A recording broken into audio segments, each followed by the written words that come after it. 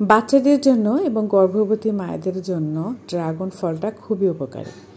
যে কোনো রঙিন ফলেই রয়েছে প্রচুর পরিমাণের আয়রন এবং ভিটামিন, যেটা কিনা শরীরের হিমোগ্লোবিন বাড়াতে সাহায্য করে। আজকে আমি আমার বাচ্চাদের জন্য তৈরি করব ড্রাগন ফলের জুস। আমার বাচ্চারা ড্রাগন ফলটা খুব বেশি পছন্দ করে না, যদি মিষ্টি হয় তাহলে খায়, না হলে খেতে চায় না। তো ওদেরকে আমি আজকে খুব মজা করে একটা জুস তৈরি করে দেব, যাতে করে পরবর্তীতে ওদের এই ড্রাগন ফলের উপরে চাহিদাটা কমে না যায়, বারবার ওরা আমার কাছে খেতে চায়। তো আজকে চলুন কিভাবে আমি খুব মজা করে ড্রাগন ফলের জুসটা তৈরি করি সেটাই আপনাদের সাথে শেয়ার করব। ড্রাগন ফলটা এরকম পিচ করে কেটে দিলেও বাচ্চারা খেতে পছন্দ করে। যদি মিষ্টি না হয় তাহলে আসলে বেশি একটা খাওয়া যায় না।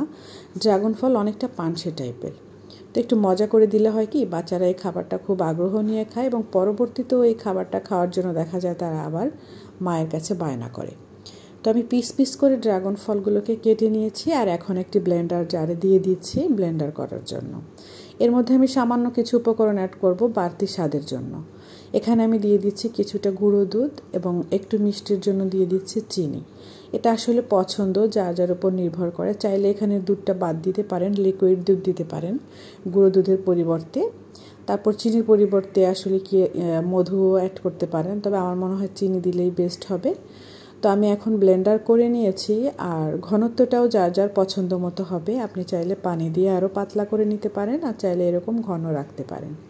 তো আমি এখন 2টা গ্লাসে ঢেলে নিলাম, আর এখন এর মধ্যে বরফ কুচি দিব। যেহেতু এখন প্রচণ্ড গরম, তো কয়েক টুকরো বরফ দিলে দেখা যাবে এর স্বাদটা আরও অনেক বেশি দ্বিগুণ হয়ে যাবে।